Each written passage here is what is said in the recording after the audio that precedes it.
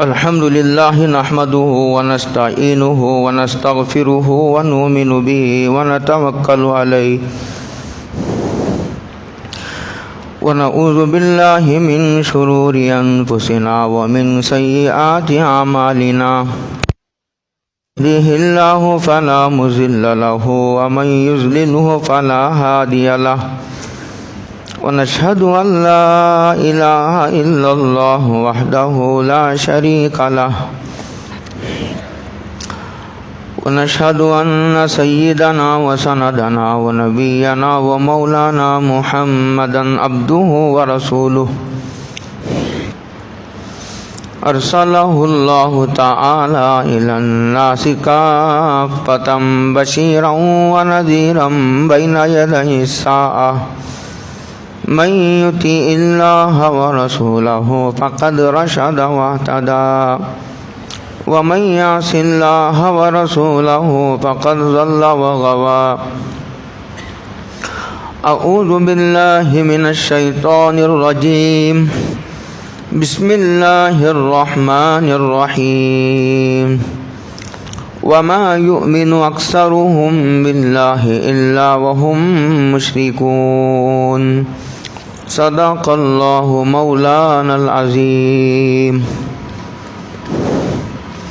قابل قدر بزرگوں، دوستوں، بھائیوں، السلام علیکم ورحمۃ اللہ وبرکاتہ۔ گزشتہ جمعہ حضرت امام مہدی علیہ السلام کی علامتوں سے متعلق کافی حد تک تفصیل ہمارے سامنے لائی گئی تھی، اس لیے کہ جگہ جگہ سے اس وقت ملک میں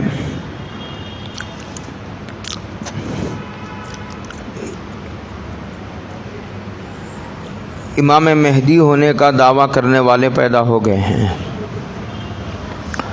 گزشتہ جمعہ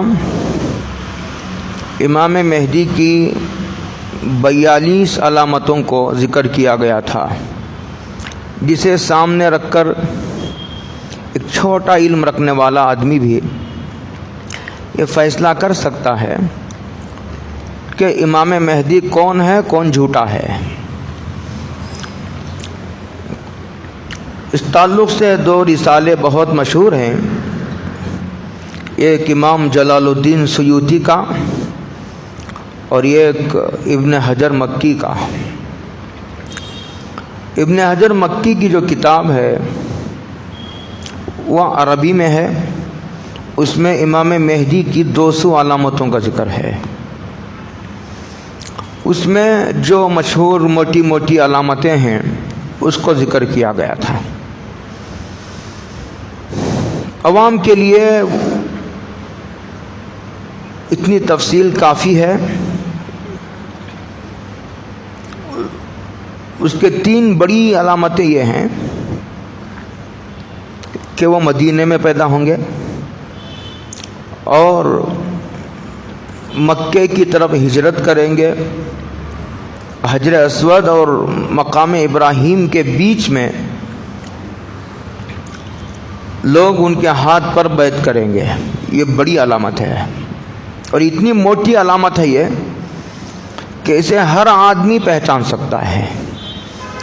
دوسری امام مہدی کی واضح علامت یہ ہے کہ جب بھی امام مہدی آئیں گے وہ پوری دنیا پر حکومت کریں گے، چھپ چھپ کر تشکیل، چھپ چھپ کر بند کمروں میں اپنے مسلک کی وضاحت نہیں کریں گے، وہ تو پوری دنیا پر حکومت کریں گے، وہ تو بادشاہ ہوں گے۔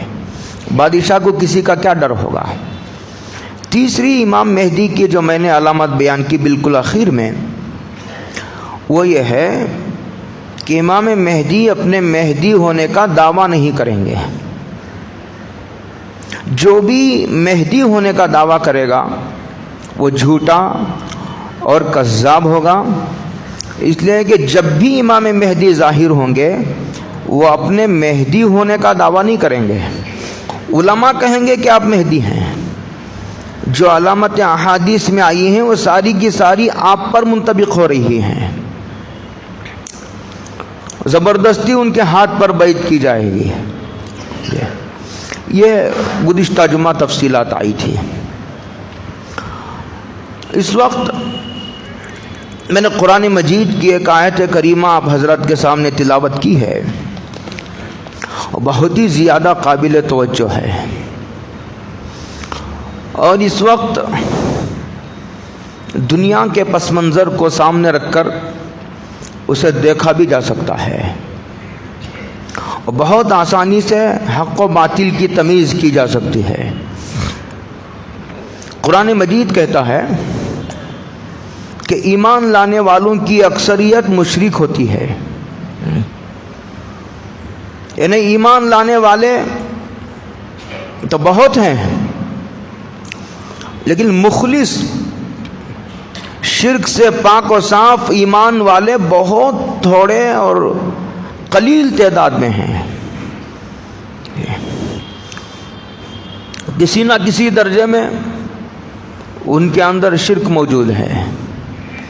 کوئی سورج کو اپنے نفع نقصان کا مالک سمجھتا ہے تو کوئی چاند کو، کوئی سمندر کو، اور اسی طرح کوئی بت کو. لہذا آپ دیکھیں گے مسلمانوں کی ایک بڑی تعداد پجاریوں کے پاس جاتی ہے، نجومیوں کے پاس جاتی ہے، ان سے قسمت کا حال معلوم کرتی ہے، اور عاملوں کے پاس جا کر اپنے مستقبل کے بارے میں فیصلہ لیتی ہے. یہ سارے شرک کے شعبے ہیں.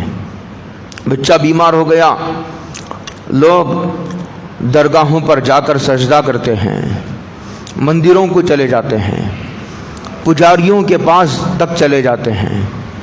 یہ سارے شرک کے شعبے ہیں. اسی کو قرآن مجید نے کہا وَمَا يُؤْمِنُ أَكْثَرُهُمْ بِاللَّهِ إِلَّا وَهُمْ مُشْرِكُونَ کہ ایمان لانے والوں کی اکثریت مشرک ہوتی ہے.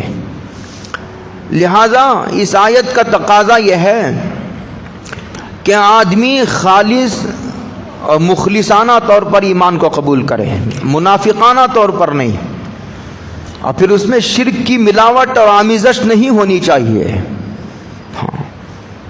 جیسے دودھ خالص ہوتا ہے، گھی خالص ہوتا ہے، چاندی اور سونا خالص ہوتا ہے، خالص پانی صاف شفاف پانی ہوتا ہے، اس میں کسی چیز کی آمیزش اور ملاوٹ نہیں ہوتی. اس طرح کا ایمان مطلوب ہے، اور یہی ایمان ہے جو آدمی کو نجات دلاتا ہے.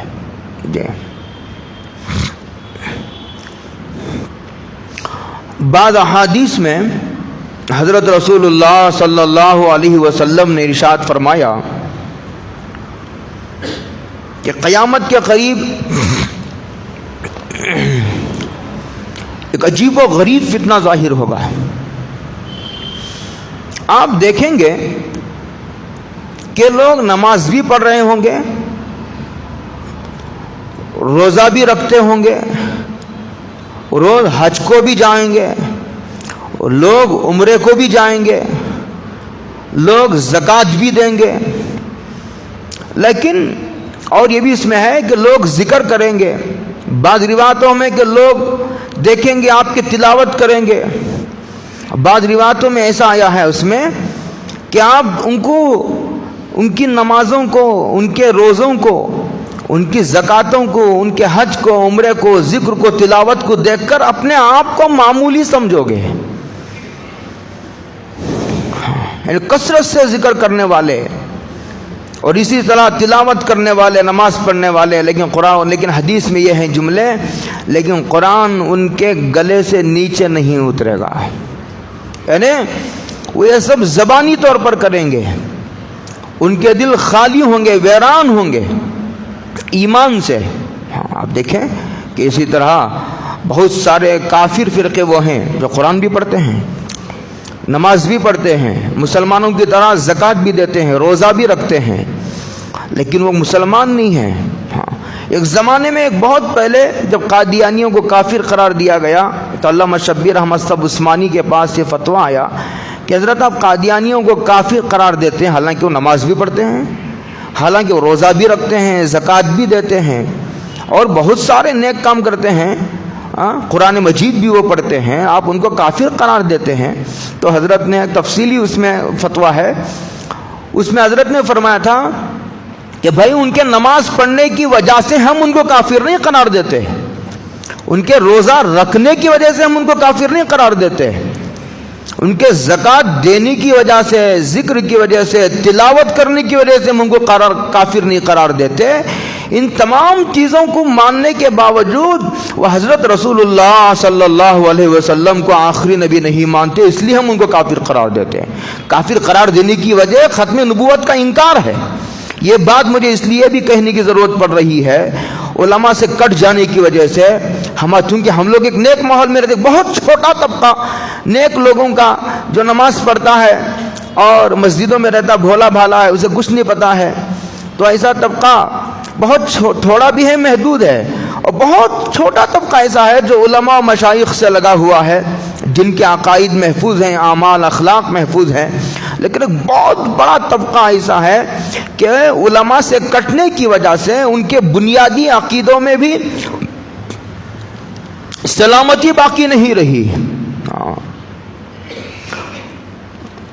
یہ کوشش بہت پہلے سے ہے اور اب یہ کوشش زوروں پر ہو گئی ہے۔ یہ تو یہ ہے کہ آدمی قرآن کا انکار کرے، بہت غور سے سنو میری اس بات کو، یہ ہے کہ حضور کی ختم نبوت کا انکار کرے، اور یہ ہے کہ آدمی آخرت کا انکار کرے، قبر کا انکار کرے۔ یہ ایک بات تو یہ ہے، اس کے کافر ہونے میں تو کوئی شبہ نہیں ہے، اور یہ ہے کہ آدمی کھلم کھلا اپنے کافر ہونے کا اعلان کرے، یہ بھی آسانی سے سمجھ میں آنے والی بات ہے۔ لیکن ایک آدمی مسلمانوں کے گھروں میں پیدا ہوتا ہے، اس کا نام مسلمانوں جیسا ہے، لیکن اس کے باوجود اچھا وہ کھلم کھلا قرآن و حدیث کا ختم نبوت کا انکار بھی نہیں کرتا، لیکن گمراہ فرقوں کے ساتھ بیٹھنے کی وجہ سے، ان کے بیانات سننے کی وجہ سے اسے قرآن و حدیث کی، قرآن کی آیتوں میں اور اسلامی عقیدوں میں شبہ پیدا ہو گیا ہے، وہ کنفیوژن کا شکار ہو گیا ہے کہ یہ آدمی کہہ رہا ہے یہ صحیح ہے یا غلط ہے، ہمارے علماء ہم کو دھوکہ تو نہیں دے رہے۔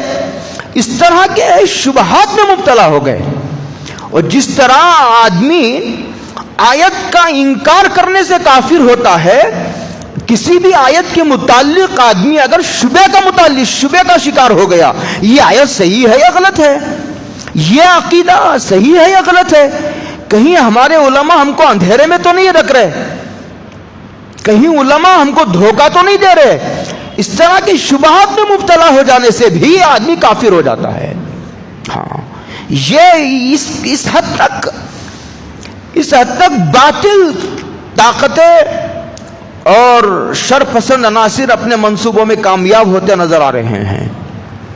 اسی لیے قرآن و حدیث میں بڑی قوت و تاکید کے ساتھ اس بات کی تعلیم دی گئی ہے، اور یہ کہا گیا یا ایھا الذین آمنوا، ایمان والو، ادخلوا فی السلم کافہ، اسلام میں پورے داخل ہو جاؤ، عقیدے کے اعتبار سے بھی،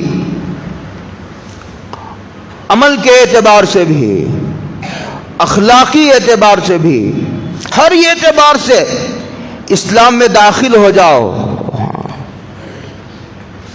ایسا نہیں کہ مجھے آدھا اسلام پسند ہے آدھا اسلام پسند نہیں، اسلام کے کسی عقیدے کا انکار کر دیا، قرآن مجید کی کسی آیت کا انکار کر دیا، شبہ کرنے لگا، اس کے دل میں اسلام کے کسی عقیدے سے متعلق اعتراض پیدا ہو گیا۔ ایسی سب ساری باتیں مسلمانوں اور مسلمان عورتوں کی طرف سے پیش آ رہی ہے۔ ابھی چند دن پہلے آپ نے دیکھا کہ جب طلاق کا مسئلہ پیش آیا تو ہزاروں عورتوں نے اسلام کے قانون طلاق کے خلاف انہوں نے عرضی دائر کی عدالت میں۔ کیا یہ وہی شبہات ہیں جو گمراہ لوگوں کے راستے سے ہوتے ہوئے school, colleges, social media, internet, mobile, T V کے ذریعے ہمارے مسلمان بچوں اور عورتوں کے ذہنوں میں اس بیج کو بویا گیا اور وہ بیج پروان چڑھا، اور اب ایک بہت بڑی تعداد مسلمانوں کی حیثیت جس کو اسلام کے قانون پر مکمل اعتماد باقی نہیں رہا ہے، اور وہ یہ سمجھ بھی رہا کہ میں مسلمان ہوں، حالانکہ وہ مسلمان باقی نہیں رہا۔ اسلام کے کسی حکم پر عمل نہ کرنے کی وجہ سے آدمی کافر نہیں ہوتا، لیکن اگر کسی اسلام کے کسی حکم کے متعلق اس کے دل میں شبہ پیدا ہو گیا، اعتراض پیدا ہو گیا، خلجان پیدا ہو گیا، تو اب وہ مسلمان نہیں باقی رہتا۔ جیسا کیا میراث کے متعلق ہزاروں عرضیاں داخل کی گئی، اس کے علاوہ اور بھی بے شمار آئلی مسائل جو گھریلو مسائل ہیں، طلاق خلا سے متعلق مسائل ہیں، جس کو مسلم پرسنل لا کہا جاتا ہے، جو ان کے نجی اور اپنے ذاتی مسائل سے متعلق اسلام اپنا ایک قانون رکھتا ہے، اس لیے کہ اسلام ایک مکمل نظام حیات ہے۔ تو میں یہ کہہ رہا تھا کہ قرآن مجید کا یہ مطالبہ ہے کہ ہر آیت کو، ہر حکم کو اور ہر عقیدے کو تسلیم کرنا ہوگا اگر آپ کو مسلمان باقی رہنا ہے، مسلمان ہونے کے لیے بھی اور مسلمان باقی رہنے کے لیے بھی آدمی کو اسلام کے ہر عقیدے کو، ہر حکم کو دل کی گہرائیوں سے قبول کرنا پڑے گا۔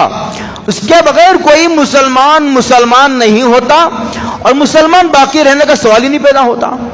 یا ایھا الذین آمنوا ادخلوا فی السلم کافہ، اسلام میں پورے داخل ہو جاؤ۔ اگر یہ ایک عقیدہ بھی تمہارا عیسائیوں جیسا ہو گیا، تمام عقیدے مسلمانوں جیسے، یہ ایک عقیدہ یہودیوں جیسا، یہ ایک عقیدہ عیسائیوں جیسا، یہ ایک عقیدہ ہندوؤں جیسا، یہ ایک عقیدہ کسی اور دوسرے مذہب سے ملتا جلتا، ایسی بات ہوگی تو پھر آپ مسلمان باقی نہیں رہو گے۔ ہاں، وَلَا تَتَّبِعُوا خُطُوَاتِ الشَّيْطَانِ، شیطان کی پیروی نہ کرو، مکمل اسلام میں داخل ہو جاؤ۔ عادت جس طرح مکمل اسلام کا انکار آدمی کو کافر بنا دیتا ہے، اسلام کے کسی ایک عقیدے کا انکار کرنے سے بھی آدمی کافر ہو جاتا ہے۔ اسی لیے یہودیوں کا ذکر کرتے ہوئے قرآن مجید نے کہا اَفَتُؤْمِنُونَ بِبَعْضِ الْكِتَابِ وَتَكْفُرُونَ بِبَعْضٍ، کیا تم قرآن مجید کے بعض آیتوں کو مانتے ہو، بعض آیتوں کا انکار کرتے ہو؟ اَفَتُؤْمِنُونَ بِبَعْضِ الْكِتَابِ وَتَكْفُرُونَ بِبَعْضٍ، اسی لیے اس کو یہودیوں کے تذکرے میں قرآن نے یہ کہا ہے اگر مسلمان ہونا ہے تو پورے اسلام کو تسلیم کرنا پڑے گا، اسلام کے تمام عقائد کو ماننا پڑے گا۔ اور یہ پتہ کیسے چلے گا کہ اسلام کے یہ عقیدے ہیں؟ وہ علم حاصل کرنے سے آئے گا۔ اس لیے جن بچوں کو اسکولوں کو بھیجا جاتا ہے، کالجز کو بھیجا جاتا ہے، تفصیل کا موقع نہیں ہے، میں اشارے میں گفتگو عرض کر رہا ہوں۔ بس مجھے یہ عرض کرنا تھا کہ گزشتہ جمعہ میں نے امام مہدی کی 42 علامتوں کو ذکر کیا ہے، اس لیے ذکر کیا ہے کہ بعض لوگ اب ایسے پیدا ہو گئے ہیں جو امام مہدی ہونے کا دعویٰ کر رہے ہیں، اور ہمارے بعض بھولے بھالے مسلمان علماء سے کٹے ہوئے، مسجدوں مدرسوں سے کٹے ہوئے، دینی ماحول سے کٹے ہوئے، وہ بڑی آسانی سے اس بات کو تسلیم کر لیتے ہیں کہ ہاں ہوگا، کیوں نہ ہونا ہو، یہ مہدی ہے۔ عجیب و غریب بات ہے کہ آدمی 10 روپیہ کا کپڑا خریدنے کے لیے 10 دکانوں کا چکر لگاتا ہے۔ بڑی بے اعتدالی ہے امت میں۔ بعض مرتبہ مخلصین کو ماننے کے لیے آدمی تذبذب کا شکار ہو جاتا ہے۔ یہ تو ہوا آدمی کا معاملہ تفرید کے باب میں، اور اگر کسی کو ماننے پر آیا تو جھوٹے کو مہدی ماننے لگا، جھوٹے کو نبی ماننے لگا، کوئی ایک آدمی جھوٹا ہے، کذاب ہے، اسے عیسیٰ ماننے لگا، یہ ایک آدمی جھوٹا ہے، اسے آپ حیرت میں ڈوب جائیں گے، حیرت کے سمندر میں، کہ بعض لوگ اس وقت ایسے بھی ہیں، میں نام نہیں لیتا اس لیے کہ بعض خالی ذہن مسلمان بھی ہوتے ہیں جن کے ذہن میں وہ نام نہیں ہوتا۔ بس میں اسلام کے بنیادی عقیدے ذکر کرتا ہوں نام لیے بغیر۔ بعض لوگ خدائی کا تک دعویٰ کر رہے ہیں. عجیب و غریب بات ہے. خدائی کا تک دعویٰ کر رہے ہیں. اس کی تفصیل کے لیے بڑا لمبا وقت چاہیے. ہزاروں صفحات کی کتابیں اس پر لکھی جا چکی ہیں اور ایک بہت بڑا طبقہ ان کو فالو کرتا ہے. ہاں ایسا لگتا ہے کہ ایک بہت بڑی منظم سازش کے تحت قادیانی اپنا نام بدل کر کے اپنے عقیدے کو پوری دنیا میں پھیلا رہے ہیں. ہاں ہے تو قادیانی لیکن یہ علاقے میں ان کا نام دوسرا ہے, یہ علاقے میں ان کا نام دوسرا ہے, یہ علاقے میں ان کا نام دوسرا ہے. اس طرح سینکڑوں لباس پہن کر, لباس بدل کر کے, اپنا چہرہ بدل کر کے وہ معصوم مسلمانوں کو, بھولے بھالے مسلمانوں کو بہکا رہے ہیں. اسی لیے یہ بڑا نازک وقت ہے. ایسا نہ ہو کہ آپ حضرات جو ہے ماشاءاللہ مسجدوں سے جڑے ہوئے پڑھے لکھے لوگ ہیں, لیکن نوجوان نسلوں کو ان عقیدوں کو بتانا اور ہمارے مجلسوں میں اس کا مذاکرہ کرنا, گھروں میں ان عقیدوں کے تذکروں کو زندہ رکھنا, یہ بہت ضروری ہو گیا ہے. ورنہ ایسا نہ ہو اسکول کے نام پر, کالجز کے نام پر, ترقی کے نام پر آدمی جو ہے وہ ایمان سے ہی ہاتھ دھو بیٹھے, ایمان کا سودا کر بیٹھے. اس لیے کہ سب سے قیمتی سرمایہ وہ ایمان ہے, سب سے قیمتی سرمایہ ایمان ہے. اسی لیے مجھے گزشتہ جمعہ امام مہدی کی علامتوں پر بیان کرنے کی ضرورت پیش آئی. ہاں اس وقت میرا خیال یہ ہے کہ چونکہ بعض لوگ حضرت عیسیٰ ہونے کا بھی دعویٰ کر رہے ہیں کہ میں عیسیٰ ہوں. اس سے پہلے قادیانی بھی دعویٰ کیا تھا, کبھی کہتا تھا میں مہدی ہوں اور کبھی کہتا تھا میں عیسیٰ ہوں, اور وہ کبھی کہتا تھا کہ میں مریم ہوں. اسے پتا نہیں کہ مریم عورت ہے. آدمی کی جب عقل سٹیا جاتی ہے تو وہ بہکی باتیں کرنے لگتا ہے. اور اسی طریقے سے جو جھوٹا ہوتا ہے اس کی باتوں میں بڑا ٹکراؤ اور تضاد ہوتا ہے کہ بیک وقت ایک آدمی عورت و مرد کیسے ہوگا. کبھی کہتا ہے میں عیسیٰ ہوں, کبھی کہتا ہے میں مریم ہوں, کبھی کہتا تھا میں مہدی ہوں. اس طرح کے جھوٹے دعوے وہ کرتا تھا. اس لیے اس طرح کے لوگ اب پھر پیدا ہو گئے ہیں اور لوگوں کو غلط فہمی میں مبتلا کر رہے ہیں. اسی لیے مسلمانوں کو اسلامی عقائد کو بڑے سنجیدگی سے اور بڑی پختگی کے ساتھ سمجھ لینے کی ضرورت ہے. مردوں کو بھی, عورتوں کو بھی, بچوں کو بھی, بوڑھوں کو بھی اور پڑھے لکھے لوگوں کو بھی, اور اسی طرح انجانے لوگوں کو بھی, جانکاروں کو بھی, سب کو اسلامی عقائد کو بڑی مضبوطی کے ساتھ پڑھنے سمجھ لینے کی ضرورت ہے. اور روزانہ اپنی محفلوں میں, گھروں میں ان مذاکروں کو زندہ رکھنے کی ضرورت ہے. ہاں تو میں حضرت عیسیٰ علیہ السلام سے متعلق قرآن مجید میں اور احادیث میں جو باتیں آئی ہیں, چونکہ اگر میں اپنے حافظے کے بنیاد پر بیان کروں گا تو بات چھوٹ بھی جائے گی اور غیر مرتب ہو جائے گی. اس لیے میں دیکھ کر ہی بیان کرتا ہوں. اور اس میں کچھ باتیں تو ایسی ہیں جو حضرت عیسیٰ علیہ السلام کے خاندان سے متعلق ہیں, قرآن مجید میں آئی ہیں, اور کچھ حضرت مریم جو ان کی والدہ تھی ان سے متعلق ہیں. اسی طرح کچھ ان کے ابتدائی حالات ہیں.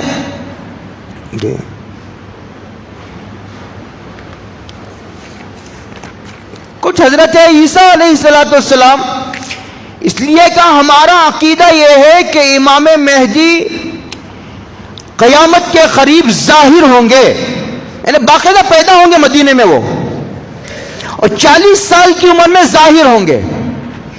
اسی طرح ہمارا یہ عقیدہ ہے اہل سنت والجماعت کا, حضرت عیسیٰ بنی اسرائیل کے آخری نبی تھے. ہزاروں نبی آئے بنی اسرائیل میں, ان کی آخری کڑی تھے حضرت عیسیٰ، اور ان کو جب عیسائیوں نے قتل کرنے، یہودیوں نے قتل کرنے کا منصوبہ بنایا تو اللہ تعالیٰ نے ان کو آسمانوں پر اٹھا لیا. یہ ہمارا عقیدہ ہے. اور دوبارہ قیامت کے قریب امام مہدی کے آنے کے بعد دوبارہ آسمانوں سے نازل ہوں گے. یہ ہمارا عقیدہ ہے. امام مہدی بھی نہیں آئے ابھی تک، حضرت عیسیٰ بھی آسمانوں پر ہے. امام مہدی پہلے آئیں گے، اس کے بعد حضرت عیسیٰ آئیں گے. یہ ہمارا عقیدہ ہے. میں پڑھ کے سناتا ہوں، آپ اسے یاد کر لیں، اسے پھیلا ہے. اور امام مہدی کے جو عقیدے، جو علامتیں گزشتہ جمعہ میں نے بیان کیے ہیں، وہ 40 پر 2 علامتیں ہیں. 40 پر 2 علامتیں.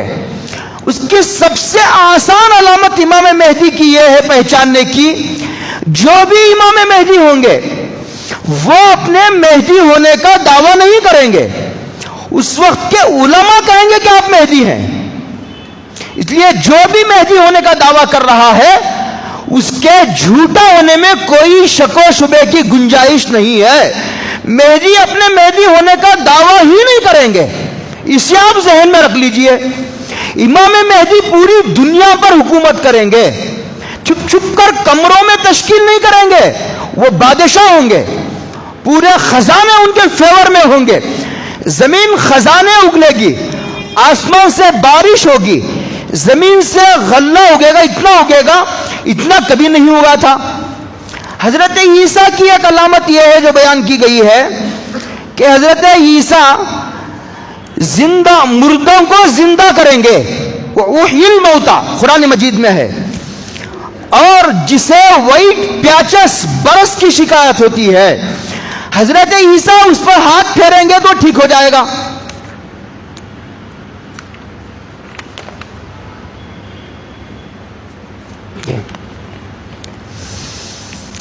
مادر زاد اندھے کو، ماں کے پیٹ سے ایک آدمی اندھا پیدا ہوا، حضرت عیسیٰ اس کے آنکھوں پر ہاتھ پھیریں گے تو وہ ٹھیک ہو جائے گا.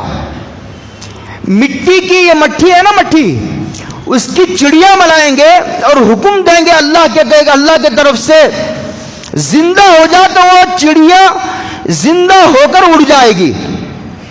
اور حضرت عیسیٰ کی ایک علامت یہ بیان کی گئی ہے قرآن میں، لوگ جو کھا کر آتے تھے حضرت عیسیٰ بتا دیتے تھے کہ تم یہ کھا کر آئے ہو، اور یہ بھی بتاتے تھے کہ تم نے یہ ان چیزوں کا ایک ذخیرہ کیا ہے، یہ کھا کر آئے ہو اور یہ گھر میں چھوڑ کر آئے ہو.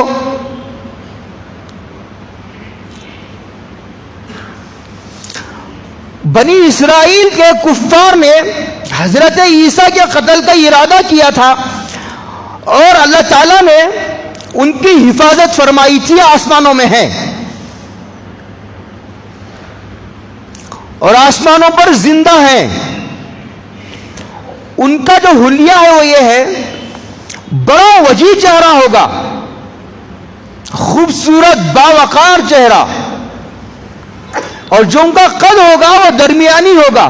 امام مہدی کا قد تو بنی اسرائیل کے لوگوں کی طرح ہوگا، حضرت عیسیٰ کا قد درمیانی ہوگا جیسے حضور کا تھا.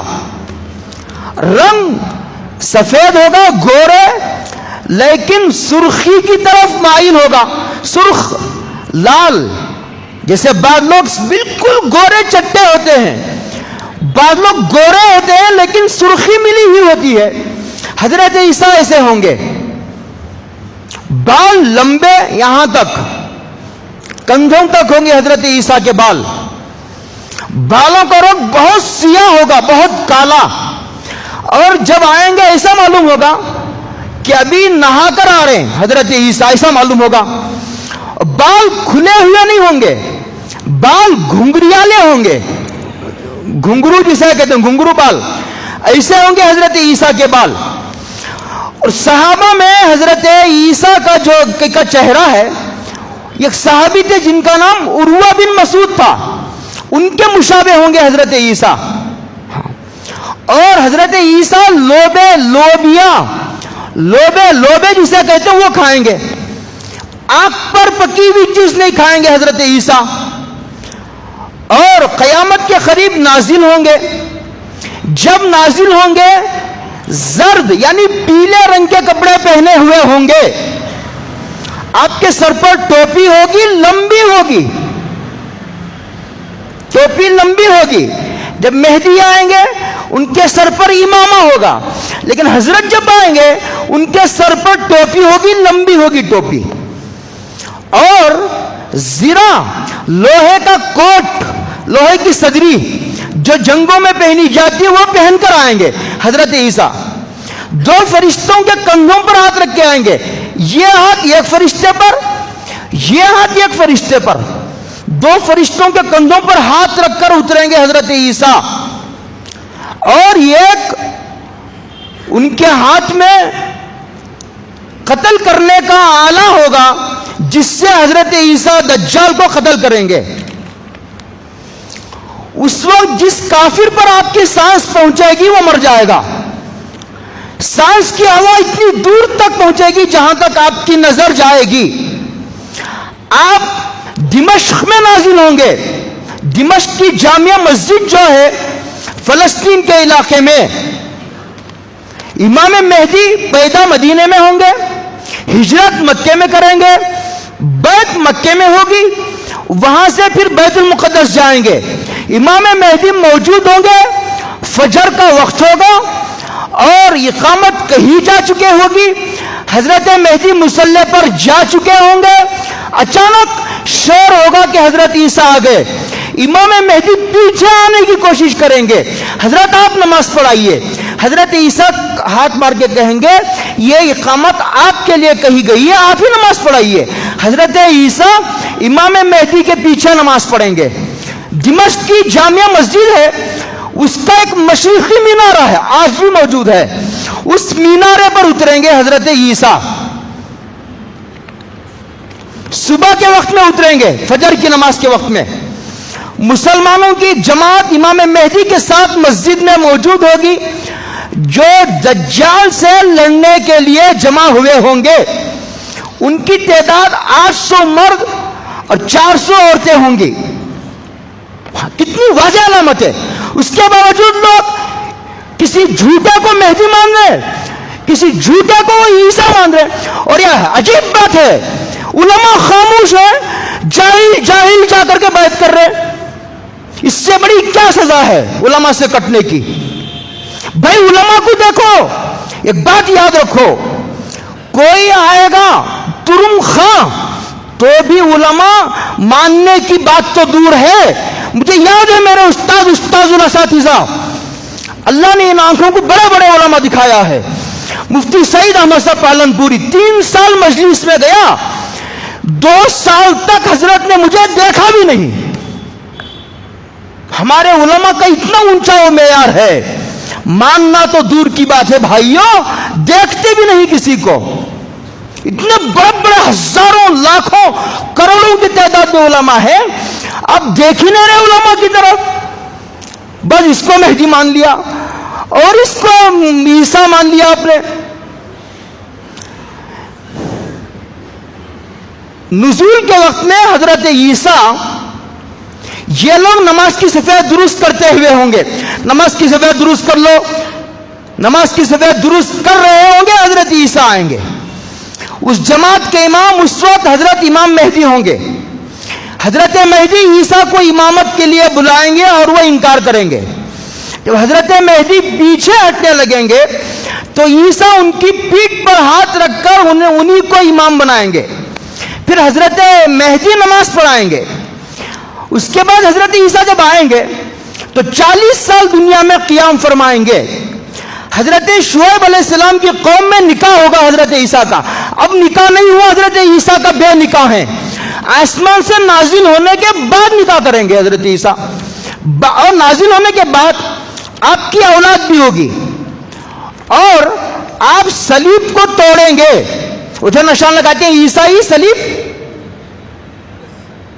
اس کو توڑیں گے. خنزیر کو قتل کریں گے, یعنی نصرانیت کو مٹائیں گے. آپ نماز سے فارغ ہو کر دروازے مسجد کھلوائیں گے اور اس کے پیچھے دجال ہوگا. نماز فارغ ہوگی، مسجد کے دروازے بند ہوں گے کہ دروازہ کھولو تو دیکھیں اس کے پیچھے دجال ہوگا.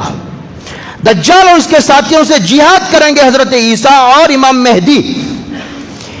حضرت کی قیادت ہوگی عیسیٰ کی، امام مہدی ان کے وزیر ہوں گے. دجال کو قتل فرمائیں گے. دجال کا قتل فلسطین کا جو ایئرپورٹ ہے اس ایئرپورٹ کا نام لد ہے، وہاں قتل کریں گے. اس کے بعد تمام دنیا مسلمان ہو جائے گی. جو یہودی باقی ہوں گے چن چن کا قتل کر دیے جائیں گے. کسی یہودی کو کوئی چیز پناہ نہیں دے گی، یہاں تک کہ درخت اور پتھر بول اٹھیں گے کہ ہمارے پیچھے یہودی چھپا ہوا ہے.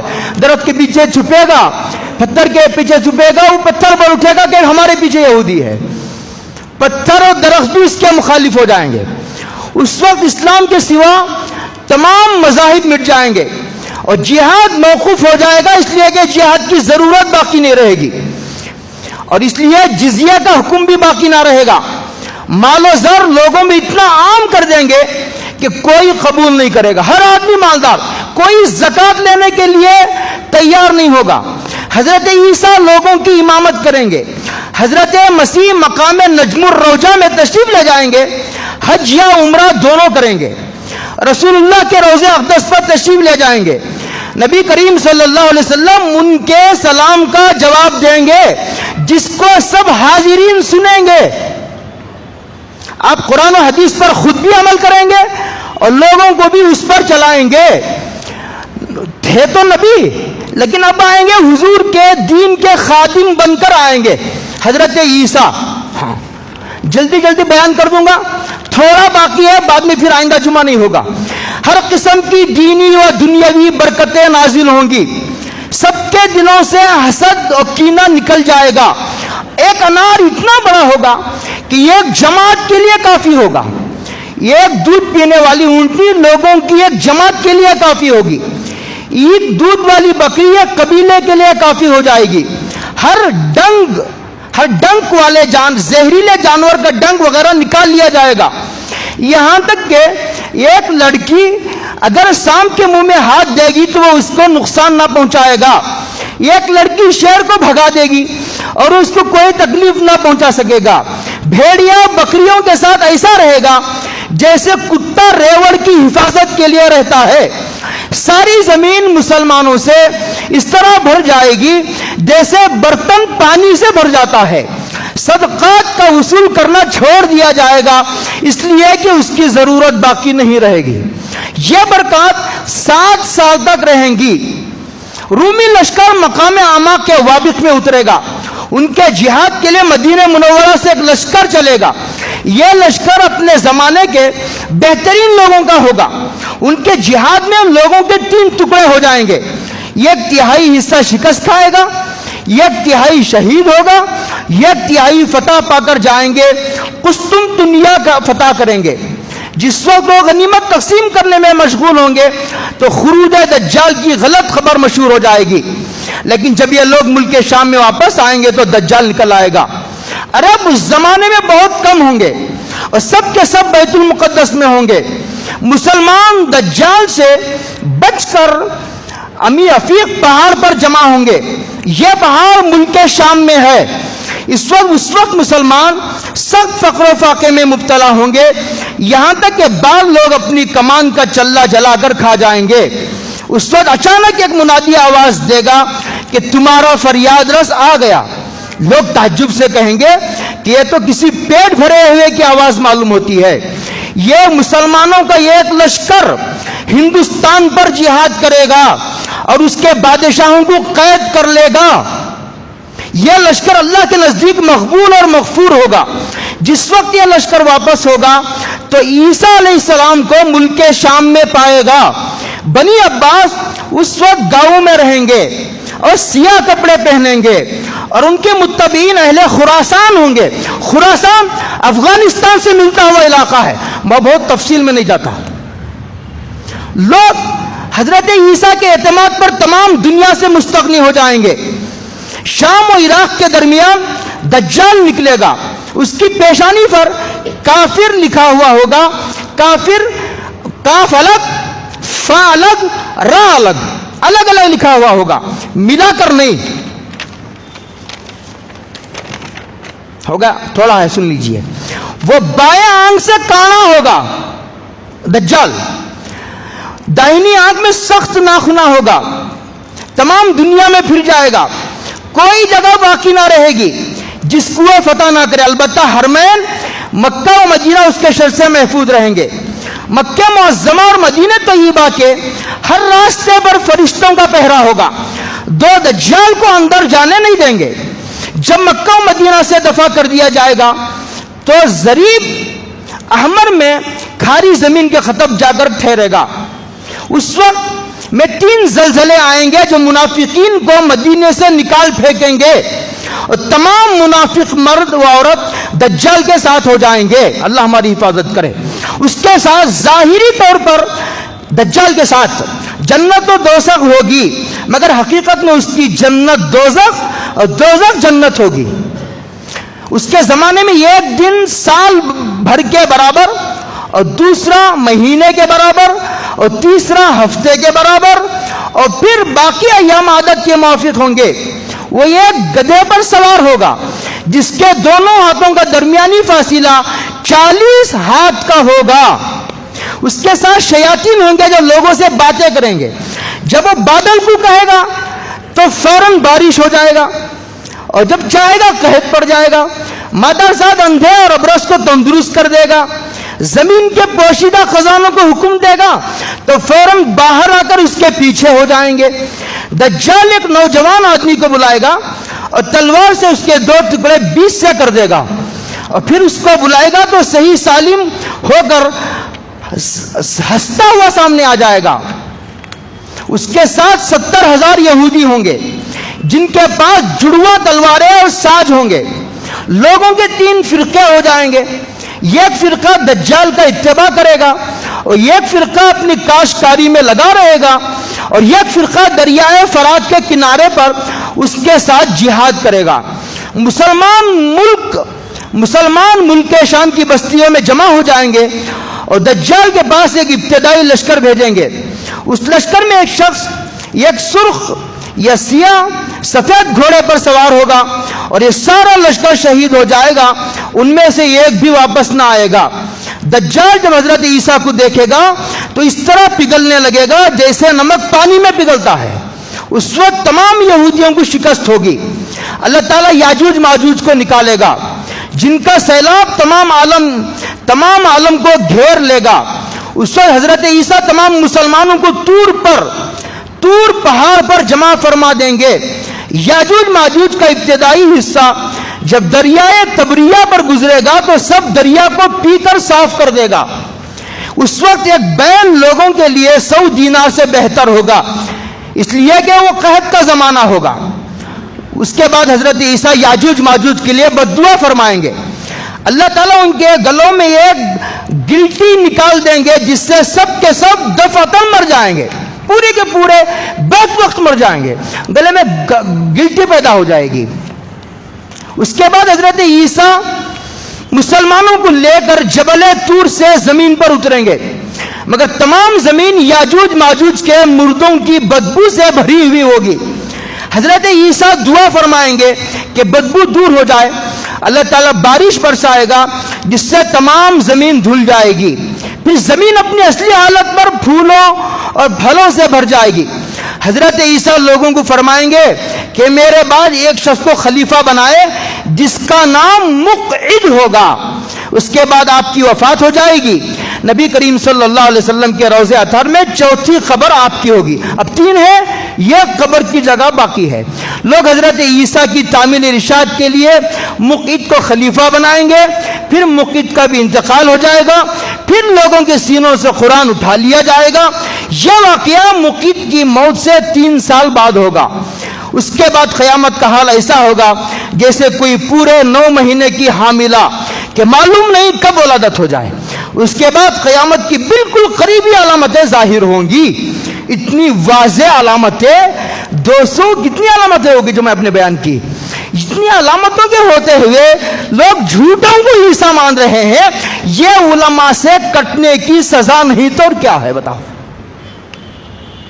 جب علماء کو ضرورت پیش آتی ہے ڈاکٹروں کے پاس جاتے ہیں، گھر بنانے کی ضرورت پیش آتی ہے انجینئروں کے پاس جاتے ہیں، جب ڈاکومنٹس تیار کرنے کی ضرورت پڑتی ہے لائر کے پاس جا کر نوٹری کرائی جاتی ہے۔ عجیب بات ہے جب عیسیٰ مہدی کو پہچاننے کی بات آتی ہے جاہل لوگ فیصلہ کر رہے ہیں۔ بتائیے، اللہ ہم سب کی حفاظت فرمائے۔ گزشتہ جمعہ امام مہدی کی، اس جمعہ حضرت عیسیٰ کی علامتیں ہوگی، پھر انشاءاللہ زندگی باقی رہے گی، ختم نبوت پر کلام کریں گے۔ اللہ عمل کی توفیق عطا فرمائے۔ وآخر دعوانا الحمدللہ رب العالمین۔